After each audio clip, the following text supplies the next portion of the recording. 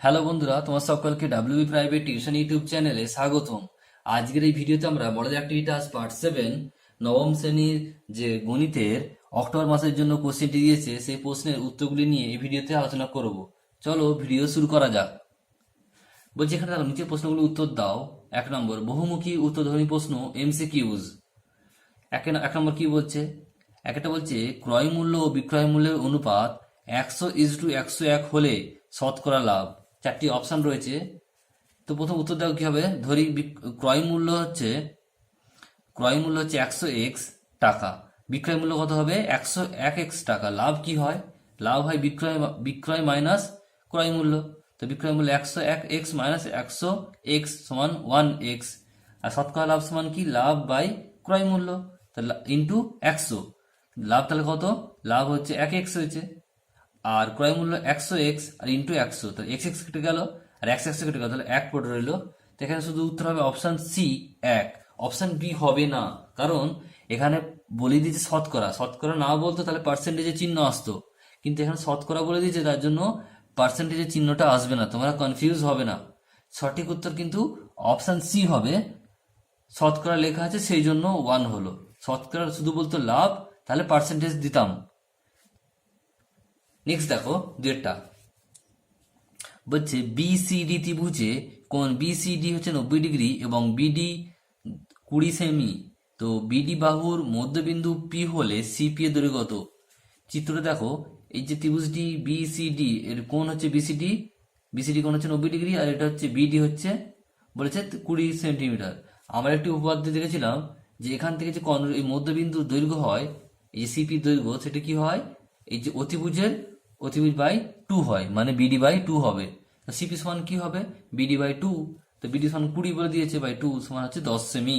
এটি আমরা উপপাদ্যে প্রয়োগ করেছি। নেক্সট দেখো তিনটা কি বলছে। বলছে একটি ঘড়ির মিনিটের কাঁটা ও ঘন্টার কাঁটার গতিবেগের অনুপাত। তো প্রথমে দেখো এখানে 4টি অপশন তো রয়েছে। মিনিটের কাঁটা 1 ঘন্টায় কতবার যায়? 1 ঘন্টায় যে যায় সেটা হচ্ছে 2 পাই আর যাবে। আর ঘন্টার কাঁটায় কি হয়? ঘন্টার কাঁটা যায় 12 ঘন্টায় যায় 2 পাই আর। পুরো যে প্রদক্ষিণ করতে কতক্ষণ লাগে? 12 ঘন্টা লাগে। তো এটি কত হবে? 12 ঘন্টায় যায় 2 পাই আর, তাহলে 1 ঘন্টা কত যাবে? নিশ্চয়ই এটি 1 ঘন্টা বের করছি, এটাও 1 ঘন্টা বের করবো। তো 1 ঘন্টায় হবে 2 পাই আর বাই 12। তো এই দুটি অনুপাত চাই। তো মিনিটের কাঁটার গতিবেগ ইজ টু ঘন্টার কাঁটার গতিবেগ সমান 2 pi r is to 2 pi r by 12।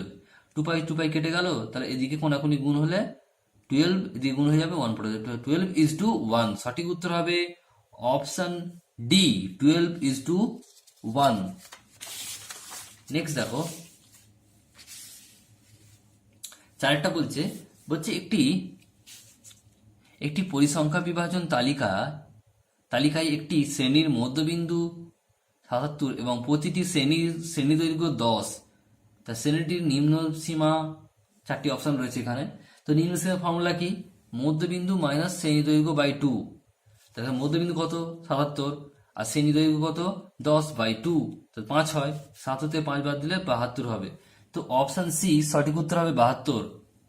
Next দেখো দুই দাগের কি বলছে। সত্য মিথ্যা লেখো টি অর এফ। বলছে প্রথম কোশ্চেনটা দেখো, একটা বলছে একটি বৃত্তের পরিধি এবং একটি বর্গক্ষেত্রের পরিসীমা সমান হলে বৃত্তের ব্যাসার্ধ ও বর্গক্ষেত্রের বাহুর দৈর্ঘ্যের অনুপাত হবে π/2। এটা কোষে দেখো। প্রথমে বৃত্তের পরিধি ফর্মুলা কি? 2 পাই আর, যেখানে আর হচ্ছে ব্যাসার্ধ। আর বর্গক্ষেত্রের পরিসীমা ফর্মুলা কি? 4a, যেখানে এ হচ্ছে বাহুর দৈর্ঘ্য। তো এটি দুটো সমান বলেছে, 2 পাই আর ইজুগাল টু 4a। তা আর বাই এ করলে কি হবে? 4/2 পাই। তা 2 দিয়ে কেটে গেলে 2 দুগুণে 4 আর 2 একে 2। তাহলে কি হচ্ছে আর ইজ টু এ করলে হবে 2 পাই, আর এখানে বলেছিল π/2। ঠিক উল্টো বলেছিল, তো এটি হবে মিথ্যা বা এফ। নেক্সট দেখো দুইটা কি বলছে। দুইটা কি বলছে? বলছে 10% ছাড় দিয়ে বিক্রি করায় একটি বইয়ের বিক্রয় মূল্য হয় 900 টাকা। বইটি ধার্য মূল্য 1000 টাকা। তাহলে এখানে দেখো কোষে দেখো, প্রথমে বিক্রয় মূল্য ফর্মুলা কি? বিক্রয় মূল্য সমান কি বেরোবে? তাহলে এখানে হবে তোমার 1000 ইন্টু 90%, কারণ 10% ছাড় দিয়েছে তার জন্য। তো 1000 ইন্টু 90/100, দুটো শূন্য কেটে গেল, তাহলে 900 হয়ে যাবে। তাহলে দেখো 900ই বলেছে বিক্রয় মূল্য, বিক্রয় 900ই বেরিয়েছে, তাহলে কি হবে? সত্য বা টি। নেক্সট দেখো হচ্ছে একটি ট্রাপিজিয়াম আঁকার ক্ষেত্রে তির্যক বাহু দুটির মধ্যবিন্দু সংযোগকারী সরলরেখাংশ সমান্তরাল বাহু দুটির সমান্তরাল। এখানে দেখো ত্রিভুজটি এঁকেছি, ত্রিভুজ নয়, এখানে ট্রাপিজিয়াম। তো ট্রাপিজিয়ামে কি বলছে? এই দুটি বাহু হচ্ছে মধ্যবিন্দু, যে সমান্তরাল বাহু দুটির মধ্যবিন্দুটি যদি সংযোগ করা হয় রেখাংশ, সেটি এই দুটি সমান্তরাল। তো আমরা এটি উপাদ্যটা পড়েছি, প্রয়োগে এটা প্রমাণও করেছি। তো এটি কি হবে? সত্য বা টি হবে। নেক্সট বলছে 4টা বলছে কোন শ্রেণীবিন্যাসিত রাশি তথ্যের কোন শ্রেণীর পরিসংখ্যা ও মোট পরিসংখ্যার অনুপাতকে ওই শ্রেণীটির পরিসংখ্যা ঘনত্ব বলা হয়। এটি হবে মিথ্যা বা ফলস। এটি দেখো উত্তর কি হবে? এটি কাকে বলে? পরিসংখ্যা ঘনত্বটা জেনে নাও। পরিসংখ্যা ঘনত্ব ইজ ইকুয়াল টু শ্রেণীর পরিসংখ্যা বাই শ্রেণীর দৈর্ঘ্য হয়। নেক্সট দেখো এখানে বলছে 3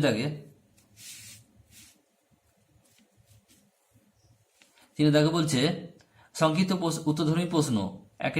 একটি সমবাহু ত্রিভুজের এবিসি এর প্রতিটি বাহুর দৈর্ঘ্য 8 সেমি এবং এবি ও এসি এর মধ্যবিন্দু যথাক্রমে পি এবং কিউ, তা পি কিউ এর দৈর্ঘ্য কত এবং কোণ এ পি কিউ এর মান নির্ণয় করো। তো এখানে চিত্রটি দেখো, ত্রিভুজ এঁকেছি একটি 8 সেমি 8 সেমি 8 সেমি, এটি এ বি সি।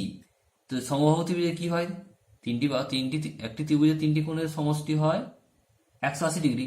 3টি সমবাহু মানে 3টি সমান হবে কোণের মানও, বাহুর মান সমান হবে, কোণও হবে, তাহলে সব কোণগুলোর মান হচ্ছে 60 করে। তো এখানে বলছে প্রথম কোশ্চেনে বলেছে পিকিউ এর ভ্যালু কত, পিকিউ সমান কত। তো একটা ফর্মুলা আমরা উপপাদ্য করেছি, এখানে পিকিউ হবে এটির বিসি এর অর্ধেক, মানে হচ্ছে পিকিউ সমান হচ্ছে হাফ বিসি, তাহলে 8/2 ইকুয়াল টু 4 সেমি। তা পিকিউ এর মান কত হলো? 4 সেমি। নেক্সট দেখো ত্রিভুজটা, এটি সমবাহু ত্রিভুজ এ বি সি, এটি সমবাহু ত্রিভুজ, তাই এই কোণগুলি কত হবে? 60 ডিগ্রি। আর এখানে দেখো পিকিউ আর বিসি পরস্পর সমান্তরাল, আর এবি হচ্ছে ছেদক, তাহলে এই দুটি কোণ কি হবে?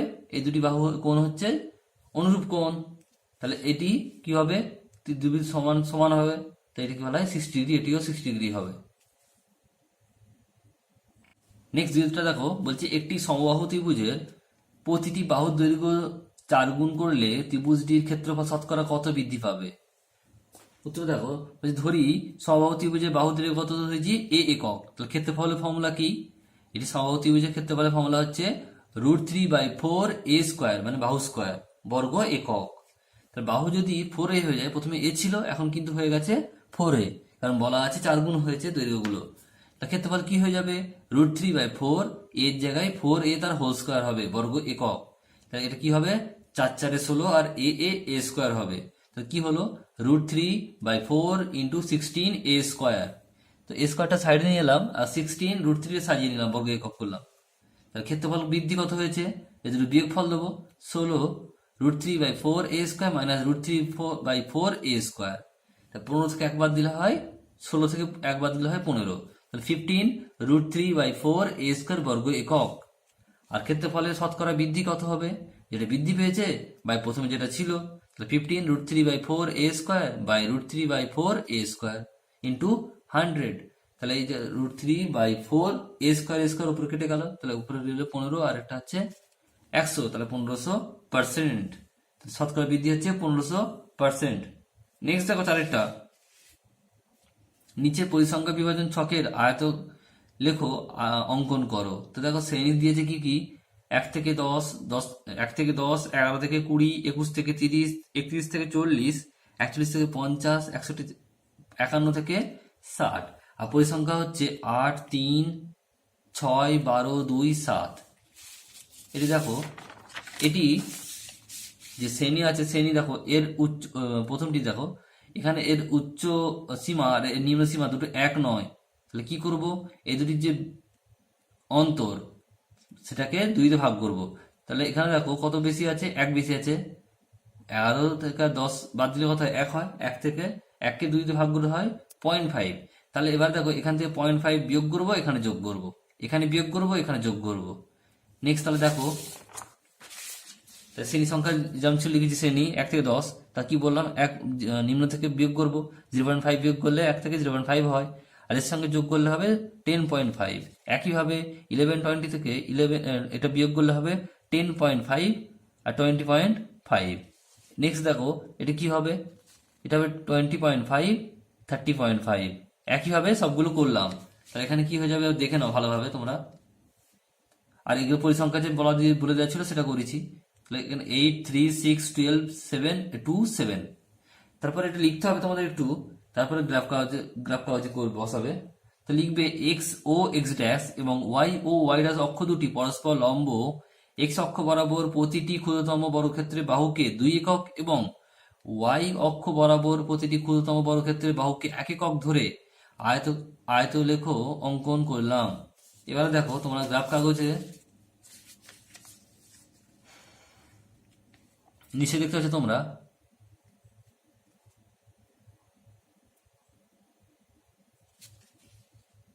এদিকে লিখবে পরিসংখ্যা, এদিকে লিখবে শ্রেণী সীমানা। তাহলে এটা হবে ওয়াই ওয়াই ড্যাশ, এটা 0 এক্স ড্যাশ এক্স, এদিকে পরিসংখ্যা, এদিকে দিচ্ছি 10 5 10 15, আর এখানে হচ্ছে 0.5 থেকে, এগুলো দেখো 5 5 ঘর ধরেছি, তো এখান থেকে 0.5 থেকে এটা হচ্ছে 10.5, নেক্সট হচ্ছে 10.5 থেকে 20.5, নেক্সট দেখো 20.5 থেকে 30.5, 30.5 থেকে 40.5, এভাবে 10 বেড়ে গেছি 60 পর্যন্ত, 60 পর্যন্ত আমাদের প্রয়োজন তাই গেলাম।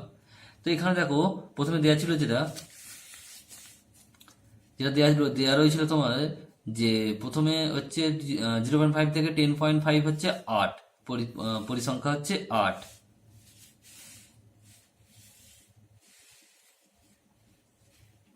তো এখানে দেখো 8 ঘর গুনবো, 5 আর 3 8, এটা এইভাবে একটা করে স্তম্ভ তৈরি করবো। নেক্সট দেখো যেটা দেওয়া ছিল 3, এইভাবে সবগুলো করব, আর এগুলো ঠিকভাবে লিখে দেবো। এটা পেন্সিলে তোমরা করবে, আমি এটা পেন দিয়ে করছি তোমাদের বোঝানোর জন্য, যাতে ক্যামেরায় ভালোভাবে দেখা যায় তো ভিডিওতে। তো তোমরা কিন্তু পেন্সিল দিয়ে করবে এবং এটি লিখবে এটার পরে, ভালোভাবে দেখে নাও একবার।